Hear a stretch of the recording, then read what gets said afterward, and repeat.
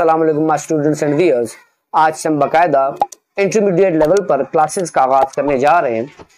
हम class first year के chapter complex number पर आज बात करेंगे।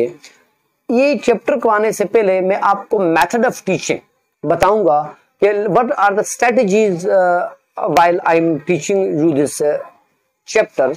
मैं आपको एज यूजुअल फोकस करूंगा बेस पर, कंसेप्ट्स पर, क्योंकि जब आपके बेस और कंसेप्ट स्ट्रांग होंगे तो याद रखिएगा आप किसी भी तरह का कोई भी टेस्ट परफॉर्म करने के अहल होंगे, चाहे वो ईटा का है, एनटीएस का है, एसएसबी का है, जो भी है। एक बात तो ये है। दूसरी बात ये है जो अहम है कि जब हम इस चैप्टर को एंड करेंगे, इनके टॉपिक्स को, इनसे कंसर्निंग क्वेश्चंस को, तो हम एंड पर भी ईटा के जितने भी ऑब्जेक्टिव्स हैं या उस तरह के जो आ सकते हैं, जो कंसेप्चुअल हैं, उन ऑब्जेक्टिव को कैसे टैकल किया जाए उस पर भी हम जरूर आखिर में बात किया करेंगे। यानी हमारा एक सेशन जो होगा, एक जो क्लास होगी, वो एट द एंड इस टॉपिक पे होगी कि हम एमसीक्यूज को किस तरह सॉल्व करें।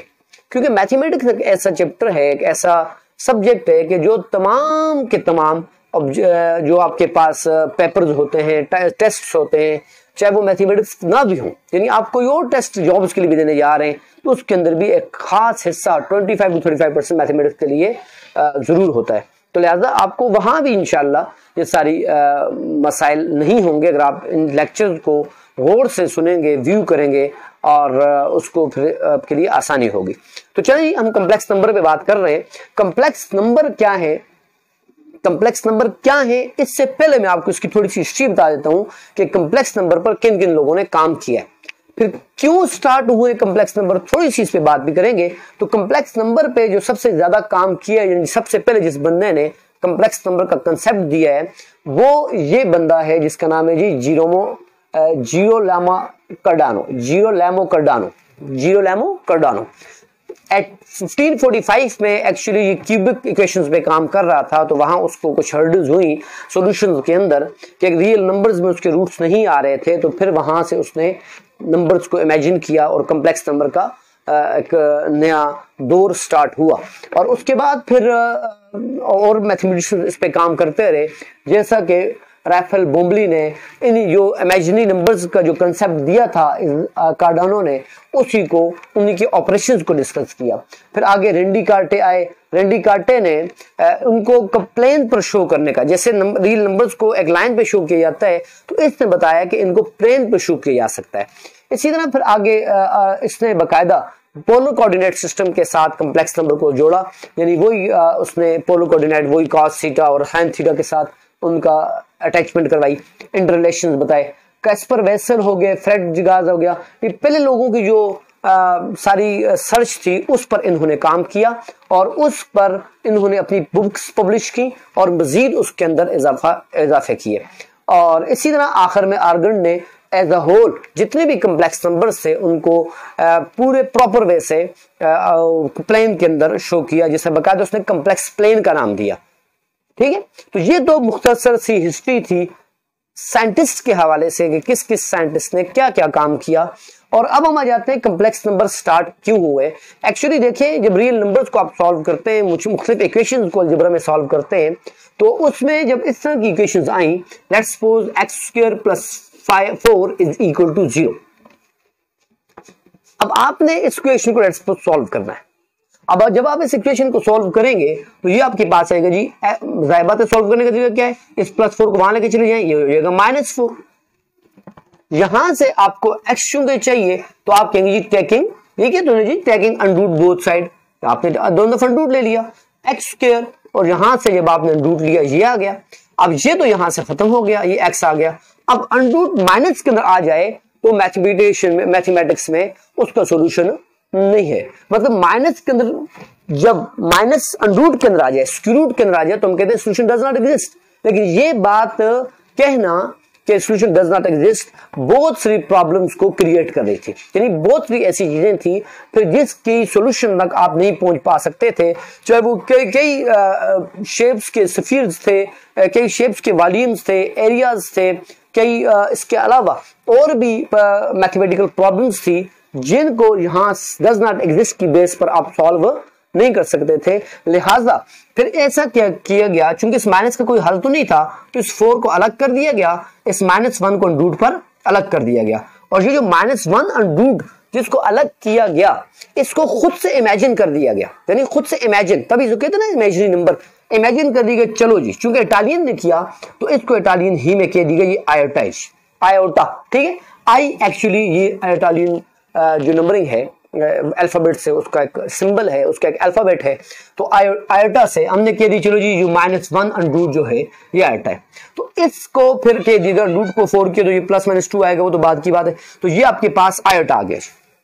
तो ये जो आपके पास +-2 आयोटा आया या +2 आयोटा या -2 आयोटा आया, ये आयोटा जो है ये चूंकि आपने इमेजिन किया तो एज अ होल इसको इमेजिनरी नंबर कह दिया गया।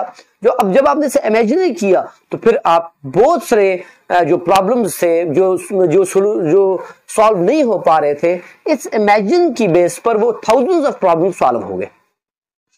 अब बहुत से जो प्रॉब्लम्स किए गए तो उसके अंदर देखा गया कि कॉम्प्लेक्स नंबर भी रियल नंबर भी आ रहे हैं और इमेजिनरी नंबर भी आ रहे हैं। तो फिर मैथमेटिशियंस ने, साइंटिस्ट ने न सिर्फ ये तो सिर्फ इमेजिनरी नंबर एक आ गया, लेकिन जब एक कॉम्प्लेक्स नंबर को फॉर्म किया गया, बनाया गया और उसको फाइनलाइज किया गया बहुत सी तहकीक के बाद, तो वो ये कह दिया गया कि एक complex number actually a + b iota है। डिफरेंशिएट ये करेंगे, it is the sum of real number and imaginary number. अब याद रखिएगा ये a + b आयोटा, तो यहां से आपको मैं बता रहा था कि a + b आयोटा जो है ये आपके पास it is not numbers, it is a number. What number? A complex number. Complex का मतलब ये नहीं कॉम्प्लिकेटेड है, ये मुश्किल है। कॉम्प्लेक्स का मतलब है कि it is gathering of, it is addition of, में से gathering of two numbers, real number and imaginary number. जैसे एक बिल्डिंग बनाई जाती है तो हम कहते हैं ये कॉम्प्लेक्स बिल्डिंग है, क्यों? उसके अंदर मुख्तलिफ पार्ट्स होते हैं। ऐसे ही इसमें 2 पार्ट्स हैं, एक रियल पार्ट, इमेजिनरी। उसकी बुनियाद पर किया गया कि कॉम्प्लेक्स नंबर, तो इसे शो किया गया z से। कॉम्प्लेक्स नंबर के एक कॉम्प्लेक्स नंबर को z से शो किया गया, यानी लेट्स सपोज अगर ये एक कॉम्प्लेक्स नंबर z1 है तो दूसरा कॉम्प्लेक्स नंबर z2 होगा, c + d आयोटा। तो ये आपके पास कॉम्प्लेक्स नंबर की स्टैंडर्ड फॉर्म है। कॉम्प्लेक्स नंबर को कई तरीकों से लिखा जा सकता है, जैसा कि मैंने लिखा है a + b आयोटा। ऐसे ही कॉम्प्लेक्स नंबर को आप यूं लिख सकते हैं ब्रैकेट की फॉर्म में ab, ये पैरेंथेसिस स्मॉल ब्रैकेट गामा डाल दिया। बाज ने कॉम्प्लेक्स नंबर को यूं भी लिखा है ab, ये भी एक कॉम्प्लेक्स नंबर को लिखने का तरीका है। और एक पोलर कोऑर्डिनेट्स लिखने का तरीका है, लेकिन वो अब आपके लेवल पर नहीं है, वो इंशाल्लाह बीएससी पे आप करेंगे। तो ये मुख्तलिफ फेज थे, आमतौर पर जनरली ये यूज होता है कॉम्प्लेक्स नंबर को लिखने का तरीका। तो ये तो कॉम्प्लेक्स नंबर की थोड़ी सी हिस्ट्री थी कि कॉम्प्लेक्स नंबर कहां से आए और क्यों आए। अब हम आपको बताते हैं कि कॉम्प्लेक्स नंबर्स के ऑपरेशंस क्या हैं, कॉम्प्लेक्स नंबर्स को ऐड कैसे किया जाता है, इनकी प्रॉपर्टीज क्या हैं। जैसे कि रियल नंबर आप पढ़ते हैं, अब एक बात सुन लें, अब तो आपके पास नंबर ऑफ सिस्टम 2 हो गए, एक रियल नंबर सिस्टम, एक कॉम्प्लेक्स नंबर सिस्टम। अब इसके बाद तीसरा कोई नंबर ऑफ सिस्टम ये डिस्कवर नहीं हो सकता, क्योंकि इनकी बुनियाद पर तकरीबन सभी आपके प्रॉब्लम्स सॉल्व हो जाते हैं, चाहे वो क्यूबिक रूट के हवाले से हो, चाहे वो वॉल्यूम्स के हवाले से हो, चाहे वो अलजेब्रा के हवाले से हो। यानी जो भी आपके पास जो दूसरी प्रॉब्लम्स जो मैंने कह रहा था सॉल्व नहीं हो रही, वो कॉम्प्लेक्स नंबर को जनरेट डिस्कवर करने की बुनियाद पर उसके बाद से वो चीजें क्लियर होती जा रही थी। तो लिहाजा अब मजीद इसके बाद किसी और नंबर ऑफ सिस्टम को डिस्कवर करने की जरूरत नहीं है। ये तो आपके पास थोड़ी सी हिस्ट्री थी। इंशाअल्लाह नेक्स्ट वीडियो में हम केपीके टेक्स्ट बुक पेशावर के अकॉर्डिंग एक्सरसाइज वाइज तमाम basic concepts of complex numbers discuss करेंगे। Thank you so much. अल्लाह हाफिज।